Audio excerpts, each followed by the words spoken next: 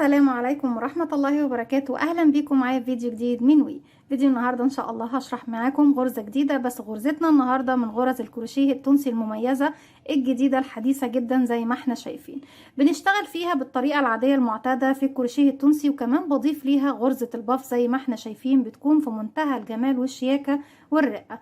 تقدري طبعا تستخدمي فيها لون واحد أكتر من لون زي ما انت حابة. الغرزة بتاعتنا بتكون عدد سلاسل البداية الخاص بيها مضاعفات رقم 9، في النهاية خالص بزود سلسلة واحدة بس. وطبعا زي ما احنا شايفين إبرة الكروشيه التونسي، يمكن أنا اشتغلت معاكم قبل كده كروشيه تونسي بس بالإبرة العادية، لكن طبعا هي دي إبرة الكروشيه التونسي، بتكون طويلة زي إبرة تريكو، لكن طبعا بيكون ليها نفس سن إبرة الكروشيه اللي احنا بنشتغل بيها العادية. هنقول بسم الله الرحمن الرحيم. في البداية زي ما اتفقنا مع بعض احنا لازم يكون معانا عدد سلاسل بداية من مضاعفات رقم 9. هسيب مسافة من الخيط وهلف الخيط حلقة على الهوا بالشكل ده. هندخل بالإبرة بتاعتنا داخل الحلقة، هلف الخيط وهخرج منها، بشد طرف الخيط بيديني عقدة البداية زي ما احنا شايفين بالشكل ده. طبعا عشان نبتدي نرتفع مجموعة من السلاسل بيكون عندي على الإبرة حلقة، بلف الخيط واخرج منها بسم الله كده. 1 2 3 4 5 6 7 8 9. هرجع تاني 1 2 3 4 5 6 7 8 9، وهكذا بفضل اكرر 9 9 9 9 لغايه طبعا ما بوصل للتكرار اللي انا محتاجاه، وفي النهايه خالص بزود سلسله واحده بس. بعد ما بخلص مضاعفات رقم 9 بزود سلسله واحده بس زي ما احنا شايفين بالشكل ده. طيب بعد كده احنا طبعا بيكون عندنا حلقه على الابره، والسلسله الاولى طبعا طالعه منها الحلقه دي، فمش هينفع ادخل اشتغل فيها تاني. بدخل في الحلقه التانية في الباك لوب من السلسله الضلع الخلفي، الف الخيط واخرج واخلي الحلقه معايا على الابره زي ما احنا شايفين.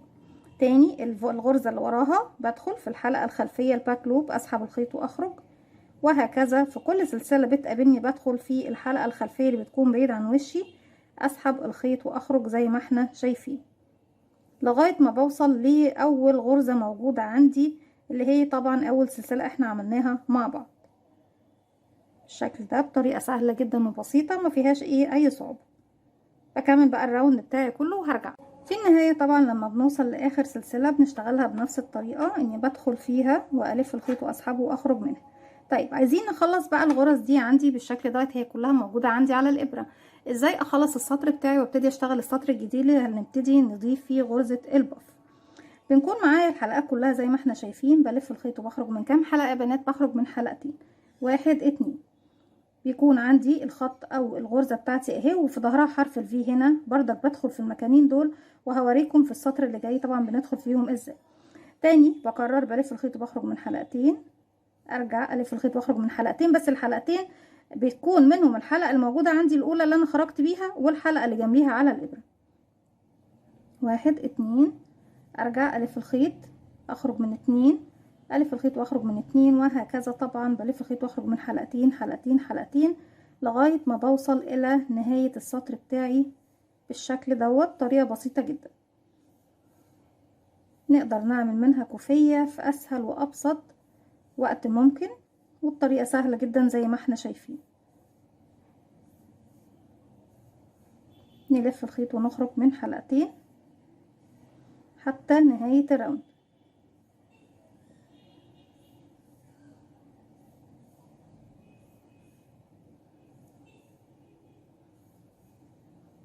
زي ما احنا شايفين بيكون اتكون عندي السطر بتاعي الاول وكله بس غرز كروشيه تونسي عادية جدا. بعد كده الغرزة الاولى، بصوا انا عندي الخطوط دي هي الغرز، الخطوط اللي جاية بالطول دي هي الغرز. الفراغ الاول ما ينفعش ادخل منه لاني خارجة منه الحلقة بتاعتي. انا طبعا السطر الاول كده مش هعمل اي حاجة فيه، الغرزة الحلقة الاولى دي مش هعمل فيها اي حاجة غير اني بشدها لفوق كده شوية. هيقابلني بقى الحلقات اللي بعديها. احنا اتفقنا الخط الاول ماليش علاقة بيه، هدخل في الحلقة اللي بعدها من تحتها كده، هدخل من الاول واخرج من تحتها والف الخيط واخرج. في البداية انا معايا حلقة على الابرة، هعد بعد الحلقة دي كمان 6 غرز هدخل فيهم، بحيث يكون معايا 7 غرز ما بين كل غرزة باف والغرزة اللي بعدها. طيب انا كده معايا 1 2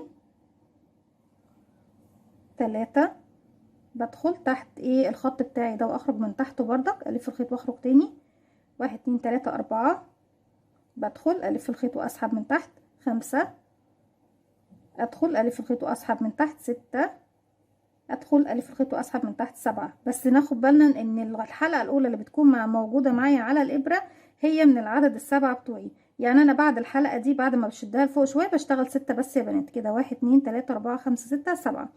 هاجي بقى عندي هنا الغرزه اللي بعدها دي، المفروض الحلقه دي احنا طبعا لو بشتغل بالغرزه الطبيعيه دي هشتغل فيها برضه، لكن انا مش هشتغل دلوقتي عندها ايه غرزه طبيعيه. انا عايزه ابتدي اضيف غرزه البف. الفراغ اللي قبل الحلقه دي مش هشتغل فيه، الحلقه نفسها مش هشتغل فيها، هروح للفراغ اللي في النص دوت بعدها وهو ده اللي هشتغل فيه.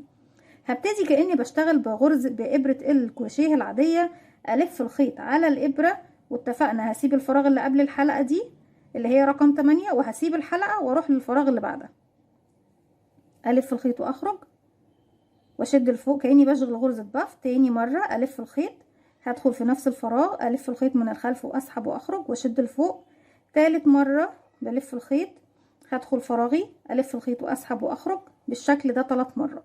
طيب بعد كده الغرزه اللي بعدها مش هشتغل فيها برضك، الحلقه اللي بعدها دي مش هشتغل فيها، هروح للفراغ اللي بعدها وارجع الف الخيط وادخل في الفراغ اللي بعدها هنا، الف الخيط واخرج واشد لفوق، الف الخيط ادخل تاني، الف الخيط واخرج اشد لفوق، الف الخيط ادخل فراغي الف الخيط واسحب واخرج واشده لفوق. يبقى 3 مرات بلف الخيط وادخل فراغي الف واسحب تاني لغايه ما بخلص غرزه الباف بتاعتي. حبيناها منتفخه اكتر هتعملي 4 لفات او 5 لفات. طيب الغرزه بقى اللي بعديهم اللي هي دي ماليش علاقه بيها، مش هشتغل فيها ولا الفراغ اللي بعدهم كمان، هسيب الغرزه دي خالص خالص خالص، يعني هتجاهلها. هروح فين بقى؟ هنا عندي الحلقات بتاعتي اهي اللي بعد الغرزه اللي انا سبتها، هدخل هسحب بقى الخيط واخرج بشكل طبيعي كده، 1 والغرزه اللي بعدها 2 والغرزه اللي بعدها 3 4 5 6 7. قلنا بعد كل 2 بف زي ما احنا شايفين او كل مجموعة بف بشتغل ايه 7 حلقات بدخل فيهم وبشدهم بشكل طبيعي بالطريقة العادية بتاعتنا طبعا المعتادة. طيب هاجي بقى بعد كده هلف الخيط على الابرة، المفروض ان دي الغرزة بعد اللي انا اشتغلت كده 7، رقم 8 الفراغ اللي قبلها ماليش علاقة بيه والخط بتاعها نفس الغرزة نفسها مش ماليش علاقة بيه. هاجي في الفراغ اللي بعدها اللي هو ما بينها وما بين الغرزة اللي بعدها بدخل واعمل غرزة البف الاولى، 1 2 3.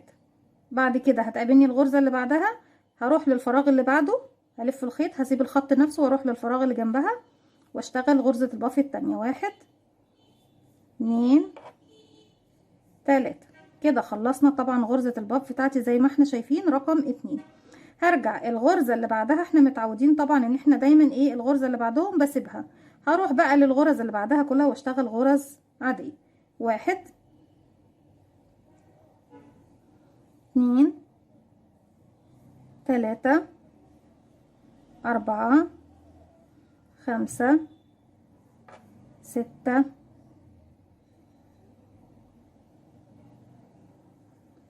7.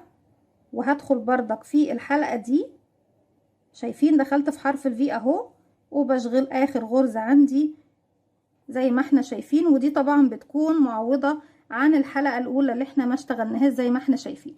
ولو مش حابين طبعا ان هي تختم معاكم بالغرزة الزيادة دي هتقللي الغرزة اللي احنا بنزودها في بداية السطر بتاعنا الاول خالص، عدد السلاسل في البداية.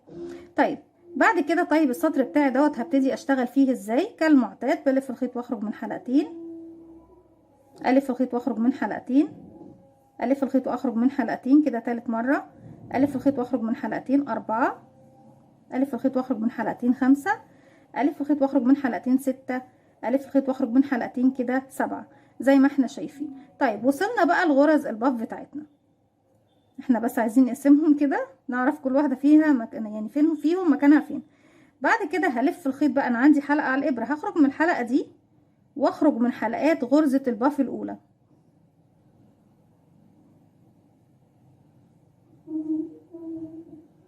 بالشكل ده اهو، كده خرجت من كل حلقات غرزة الباف الاولى. اتبقت لي الحلقة اللي انا خرجت بيها من غرزة البف، بلف الخيط واخرج منها مرة. انا كده لفيت الخيط وعملت حلقة فوق غرزة البف. الحلقة بقى اللي طلعت لي بعد ما عملت حلقة فوق غرزة البف هلف الخيط واخرج منها ومن غرزة البف التانية.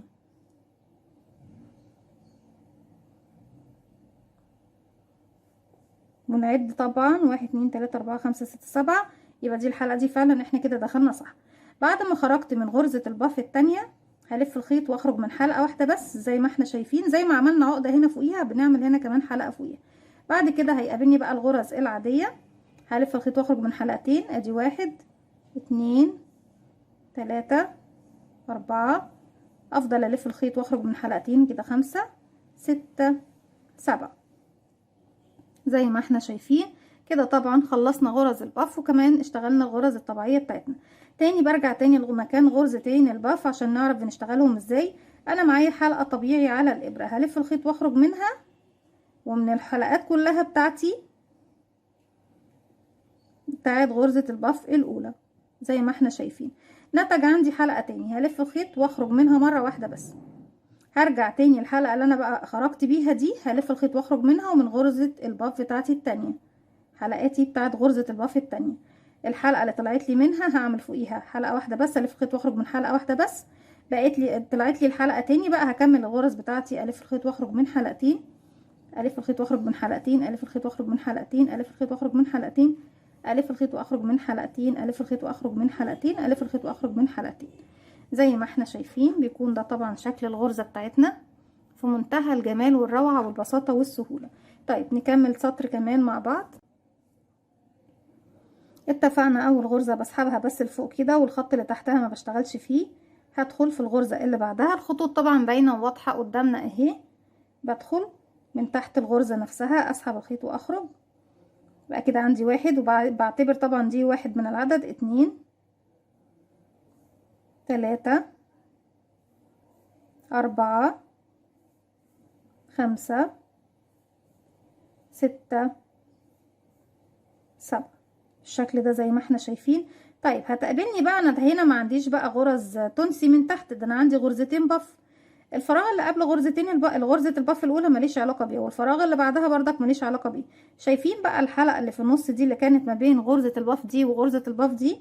هبتدي بقى هي دي اللي هشتغل فيها غرزتين البف في فراغ واحد، وهنشوف دلوقتي ازاي. هلف الخيط وهدخل في نفس الفراغ، الف الخيط واخرج، 1 2 3. طيب كل غرزة منهم بلف الخيط واخرج 3 مرات. تاني مرة في نفس المكان هلف الخيط وادخل، 1 2 3. يعني لفيت الخيط وخرجت 6 مرات. طبعا الستة دول هنقسمهم لما هنيجي نسحب الحلقات من على السطر بتاعنا، هنقسمهم كل واحدة فيهم. انا عندي 1 2 3 4 5 6، 1 2 3 4 5 6. كل واحدة فيهم بتاخد 6 حلقات من اللي عندي على الإبرة، بخرج منهم لما باجي اخرج زي ما خرجنا تحت هنا. بعد كده طبعا قلنا الفراغ اللي بعديهم بردك ماليش علاقة بيه، انا بشتغل خلاص بقى ايه دايما في السطور اللي جاية غرزتين البف داخل الفراغ اللي ما بينهم. والحلقات اللي هي الغرز العادية بتاعتي بشتغلها على الخطوط اللي بتكون ظاهرة قدامي زي ما احنا ايه شايفين اهو. بدخل 1 2 3 4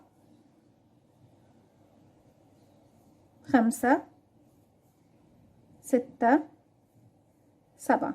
بعد ال7 يا بنات بنعمل ايه؟ هيقابلني بقى ايه غرزتين البف في الفراغ اللي في وسطهم. الفراغ اللي قبلهم ماليش علاقة بيه، الفراغ اللي بعدهم ماليش علاقة بيه، بشتغل بس في المنتصف 6 مرات. بلف الخيط وادخل، الف الخيط واخرج واسحبه لفوق، 1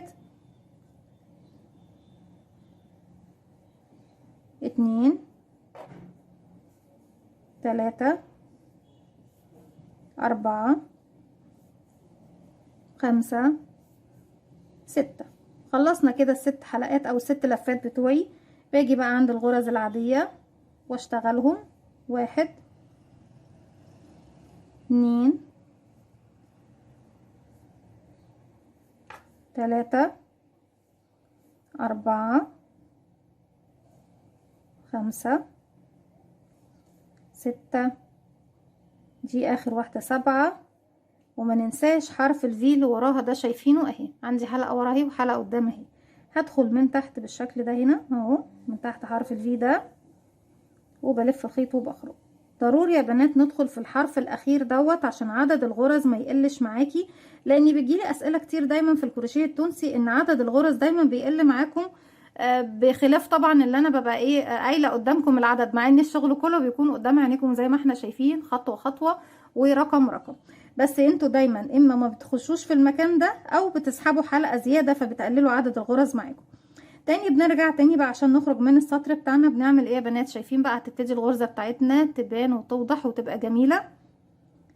نبتدي نلف الخيط ونخرج من كام حلقة؟ 2. دايما بلف الخيط وبخرج من حلقتين حلقتين حلقتين، باستثناء بعض الغرز ده انا كنت بخرج فيها من حلقة واحدة بس ملناش علاقة بيها دلوقتي عشان ما تتلخبطوش معايا. هنا بنلف الخيط ونخرج من حلقتين حتى من اول خطوة معانا. هلف الخيط واخرج من حلقتين كده، 2 3 4 مرات بلف الخيط واخرج من حلقتين. وايه هما الحلقتين؟ الحلقه اللي بتكون معايا الاولى على الابره والحلقه اللي بعدها على طول،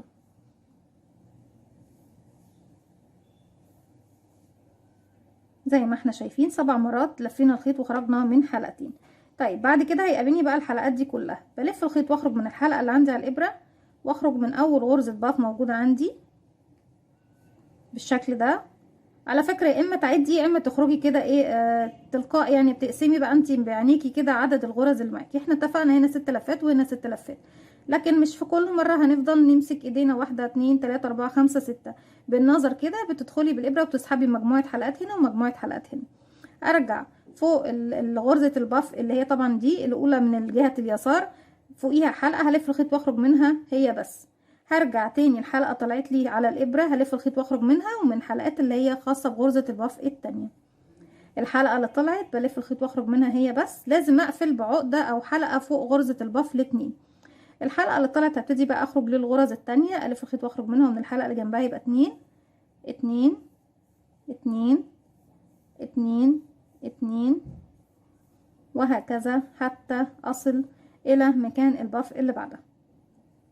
معانا حلقة على الإبرة هلف الخيط واخرج منها، ومن نص حلقات غرز الباف اللي قدامي دي اهي بالشكل ده الف الخيط واخرج من الحلقة اللي فوقيها مرة واحدة. طلعت لي حلقة هلف الخيط واخرج منها، ومن الباف اللي بعدها الف الخيط واخرج من حلقة واحدة فوقيها. بعد كده اكمل الراوند بتاعي بشكل طبيعي، الف الخيط واخرج من حلقتين حلقتين حلقتين حلقتين حتى نهاية الراوند بتاعي زي ما احنا شايفين بالشكل ده. بصوا بقى كل ما هيطول معايا السطور بتاعتي هتكون حلوة جدا. طيب ده كده ظهر الشغل، تحسوا ان هو عامل زي تريكو بالظبط، كأنك بتشتغلي تريكو مش كروشيه، لان دايما الكروشيه التونسي بيشبه كتير للتريكو حتى كمان في البلوفرات بتاعته. تاني بكرر معاكم سطر كمان ومش هطول عليكم اكتر من السطر ده، لان خلاص الغرزة بتاعتنا خلاص بقت واضحة وسهلة وبسيطة. هسحب الخيط لفوق، بسيب اول فراغ ما بشتغلش فيه، لكن تاني خط على طول بدخل واشتغل، وبعتبره كده اول حلقة دي معايا من العدد، يبقى كده 1 2 3 4 5 6 7. هلاقي الفراغ اللي قبل غرزة الباف والفراغ اللي بعدها ملناش علاقة بيه، وقلنا كده في السطر اللي فات هنيجي عند الفراغ اللي في المنتصف ما بينهم وهشتغل 6 لفات. الف الخيط هدخل هلف الخيط اسحب واخرج واشد لفوق. تاني مرة بلف الخيط على الابرة ادخل في فراغي الف الخيط واسحب واخرج لفوق. تالت مرة 4 5 6. خلصت غرزتين الباف بتوعي، بروح بقى فين؟ عند الحلقات اللي جايه بالطول بتاعتي دي زي ما احنا شايفين الغرز بتاعتي. بدخل 1 2 3 4 5 6 7. تاني هنروح بقى في منتصف غرزتين الباف ونشتغل 6 لفات. 1 2 3 4 5 6. بنروح بقى للحلقات اللي بعدها الغرز العادية. 1 2 في الغرز العاديه بنات انا ما بلفش الخيط على الابره لحسن حد يتلخبط ويعمل كده، يعني انا مش بلف وادخل في فراغ، لا انا معايا الحلقه اللي احنا خرجنا بيها، بدخل مباشره في الغرزه اللي وراها على طول الف الخيط واسحبه واخرج من تحتها بس.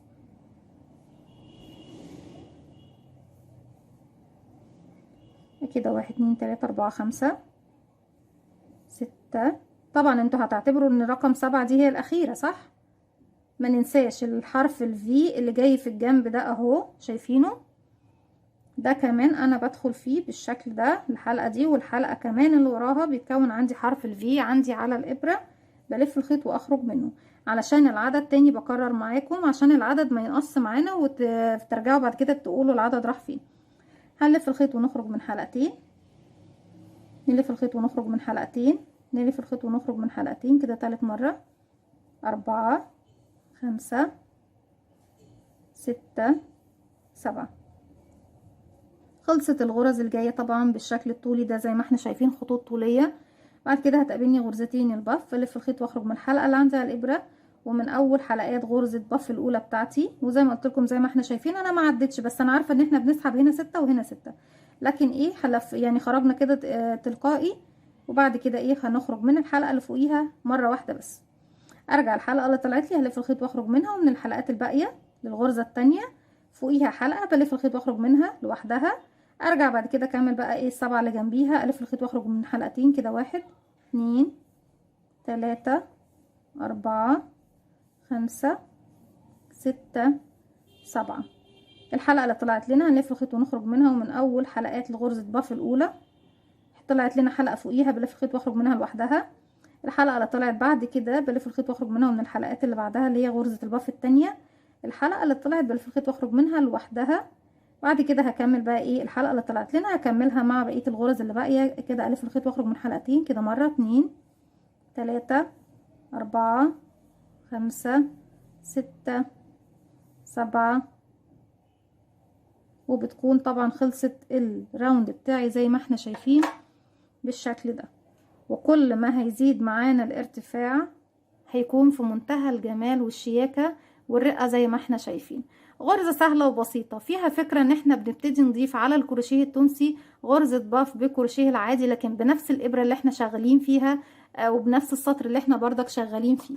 زي ما احنا شايفين الغرزة مميزة في كل ألوانها، وتقدري كمان تستخدمي الخيوط الشنجاه فيها في منتهى الجمال والرقة.